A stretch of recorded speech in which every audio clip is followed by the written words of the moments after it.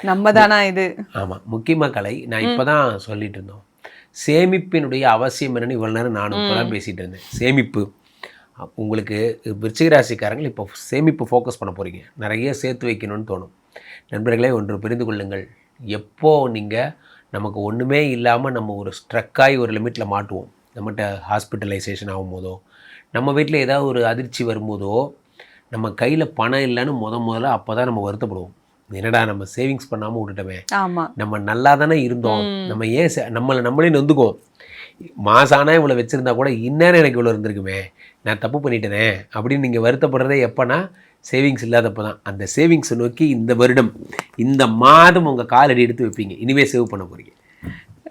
ரொம்ப கரெக்டாக சொல்லியிருக்கீங்கன்னு நினைக்கிறேன். ஏன்னா நிறைய விருச்சிக ராசிக்காரர்கள் வந்து உங்களுக்கே தெரியும் அவங்க என்ன நினைக்கிறாங்க அப்படின்னு சொல்லிட்டு, அவங்களோட வாழ்க்கை இன்னும் சிறப்பாக இருக்கணும் தை மாதத்தில் அப்படின்னா என்ன கடவுளை வழிபடலாம் சார்? அவர்கள் வாழ்க்கையில் என்ன கடவுள்னு பார்த்தீங்கன்னா, ஒரே ஒரு விஷயம், விருச்சிக ராசிக்காரர்களுக்கு சந்திர பகவான் தான் பாதகாதிபதி, அவரை தான் வழிபடுறோம்.